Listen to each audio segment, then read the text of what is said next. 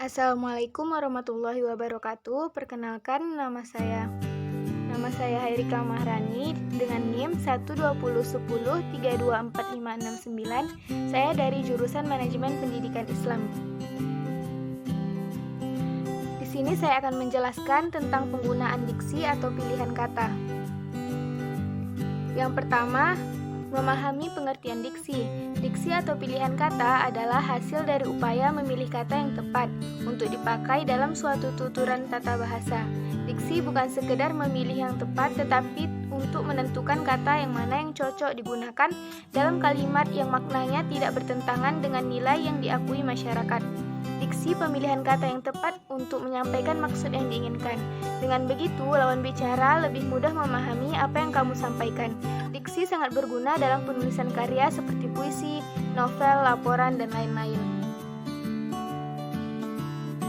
Yang kedua, syarat-syarat diksi. Menurut Goris Keraf, syarat ketetapan diksi adalah sebagai berikut. Yang pertama, penggunaan kata konotasi dan denotasi secara cermat dan tepat. Yang kedua, penggunaan kata sinonim atau hampir sama maknanya dengan cermat. Yang ketiga, dalam membedakan kata-kata, memiliki ejaan yang mirip. Yang keempat, penggunaan kata kerja pada kata depan harus secara ideologis. Yang kelima, harus dapat membedakan kata khusus dalam umum, dalam tulisan atau pidato agar ketetapan diksi terjamin. Yang ketujuh, memperhatikan pemilihan kata yang tepat secara berkelanjutan dalam suatu tulisan ataupun pidato. Yang ketiga, makna konotatif dan denotatif. Denotatif adalah kata atau kalimat yang memiliki arti yang sesungguhnya. Contoh, Budi selalu kerja keras untuk mendapatkan hasil yang terbaik. Konotatif adalah kata atau kalimat yang memiliki arti bukan sebenarnya. Contoh, Mario adalah seorang kutu buku. Ia tahu banyak hal. Yang ketiga, di sini kita akan memahami kata umum dan kata khusus. Yang pertama, pengertian kata umum dan kata khusus. Kata umum memiliki arti yang sangat luas, sedangkan kata khusus memiliki arti yang lebih spesifik dan sempit. Penggunaan kata umum dan kata khusus. Perhatikan kalimat di bawah ini. 1. Danis membawa tabung gas. 2. Danis memikul tabung gas. 3. Danis menjinjing tabung gas. Dari kalimat di atas, kata khusus dari kata umum, penyampaian kata yang sesuai seperti yang ditunjukkan di atas adalah menjinjing. Sedangkan memikul tidak cocok digunakan dengan kalimatnya. Oleh karena itu, penggunaan kata-kata khusus memiliki konsep atau arti yang lebih sempit dan harus digunakan dalam kalimat-kalimat tertentu, sehingga pemilihan kata atau diksi menjadi sangat penting. Yang ketiga, contoh kata umum dan kata khusus. Yang pertama, umum. Contoh dari kata umum yaitu melihat. Sedangkan kata khusus yaitu melirik, memelototi, menengok. Contoh dari kata umum seperti mendatangi. Kata khusus, singgah, mampir, berkunjung. Contohnya lagi, kata umum, peliharaan. Kata khusus, kucing, ayam, ikan, dan lain-lain. Yang kelima, memahami kata konkret dan abstrak. Yang pertama, pengertian konkret. Kata konkret adalah kata yang menyatakan dan merupakan suatu objek yang dapat diserap oleh panca indera. Kata konkret memiliki ciri bisa dirasakan, bisa juga dilihat, diraba, didengar, dan bisa dicium. Contoh kata konkret pada kalimat, yang contohnya yaitu seperti di bawah ini. Lapangan bola voli di Kampung Banjarsari sangat luas dan bersih. Pengertian abstrak. Kata abstrak ialah kata yang memiliki rujukan berupa konsep atau pengertian. Sama dengan namanya yaitu abstrak, yang berarti butuh pendalaman pemahaman karena sifatnya yang tidak nyata. Contoh dari kata abstrak adalah kata-kata seperti keindahan, kebebasan, dan cinta. Contoh kata abstrak pada kalimat pertama, Andi sangat sedih ketika ayahnya dirawat di rumah sakit. Contoh kata abstrak di sini yaitu sedih. Yang kedua, pemandangan pantai di Dumai bila dilihat dari jauh akan terasa sangat indah. Contoh kata abstrak di sini yaitu indah. Yang keenam, memahami pembentukan kata.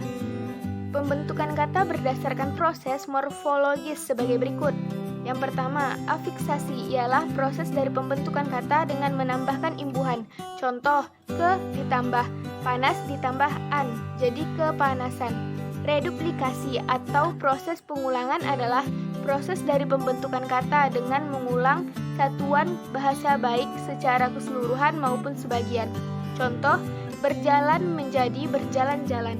Komposisi atau pemajemukan atau perpaduan adalah penggabungan dari dua kata atau lebih dalam membentuk suatu kata. Contoh, mata ditambah pelajaran, jadinya mata pelajaran. Yang kedua yaitu pembentukan kata berdasarkan non-morfologis. Bisa dilakukan dengan dua cara, diantaranya yang pertama, abreviasi.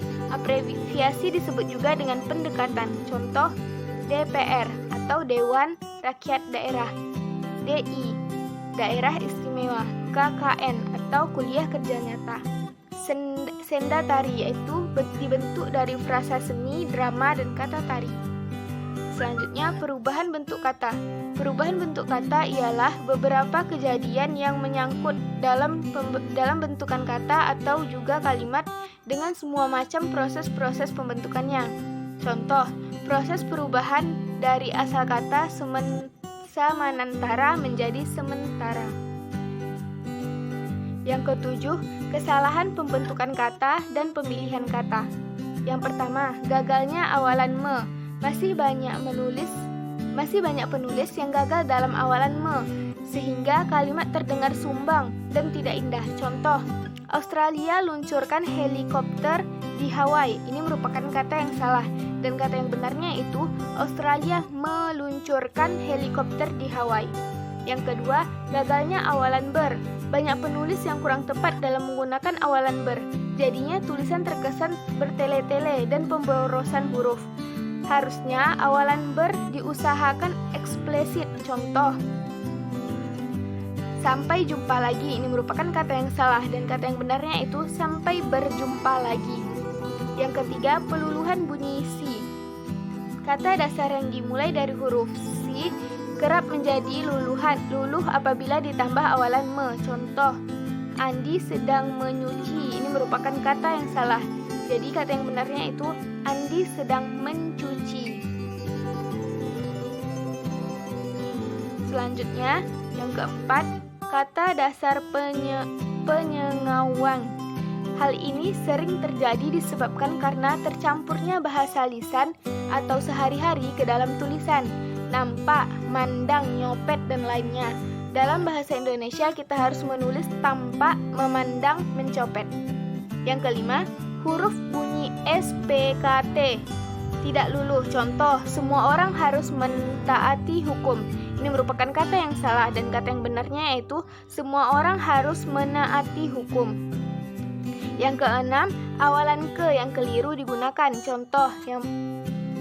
Contoh dari kata yang salahnya itu pengendara mobil itu mati karena ketabrak oleh kereta api. Dan yang benarnya, pengendara mobil itu mati karena tertabrak oleh kereta api.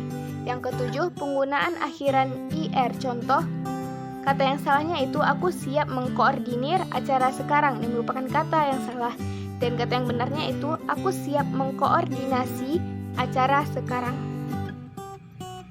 Selanjutnya, yang kedelapan, padanan tidak serasi. Contoh, kata yang salahnya itu karena modal di bank terbatas, jadi tidak semua orang lemah memperoleh kredit. Dan kata yang benarnya, karena modal di bank terbatas, tidak semua orang lemah memperoleh kredit. Yang kesembilan, penggunaan kata depan di, ke, dari, bagi, pada, daripada, dan terhadap. Dalam kenyataannya, penggunaan kata depan ini seringkali tertukar. Contoh, kata yang salahnya itu putusan daripada pusat itu menderitakan rakyat. Ini merupakan kata yang salah, dan kata yang benarnya itu putusan pusat itu menderitakan rakyat. Yang ke-10, penggunaan singkatan atau akronim. Penggunaan singkatan seringkali terjadi tidak beraturan, sedangkan bentuk singkatan ialah lab atau laboratorium. Kedua, memo atau memorandum, dan lain-lainnya. Yang ke-11, hemat kata. Contoh, agar supaya kita hidup menjadi lebih baik. Ini merupakan kata yang salah, Dan kata yang benarnya itu agar kita hidup menjadi lebih baik. Yang kedelapan, ungkapan atau idiomatik. Ungkapan atau idiomatik adalah ungkapan yang khas pada suatu bahasa yang salah satu unsurnya tidak bisa dihilangkan dan tidak terkena kaidah ekonomi bahasa. Contoh, gulung tikar, adu domba, muka tembok, dan lain-lain. Kata-kata di atas tidak diperbolehkan ditukar menjadi tikar gulung. Jadi idiom adalah pola-pola struktural yang menyimpang dari kaidah-kaidah bahasa umum. Biasanya berbentuk frasa, sedangkan artinya tidak dijelaskan secara logis atau gramatikal. Ungkapan idiomatik lain yang perlu diperhatikan. Contoh yang pertama yaitu terdiri. Ini merupakan kata yang salah. Terdiri, atas, atau dari. Ini kata yang benar. Yang kedua, terdiri atas, salah. Yang benarnya terdiri dari. Kata yang ketiga, antara titik-titik dengan. Ini salah. Yang benarnya antara titik-titik dan. Hanya sekian yang dapat saya sampaikan. Terima kasih atas perhatiannya. Wassalamualaikum warahmatullahi wabarakatuh.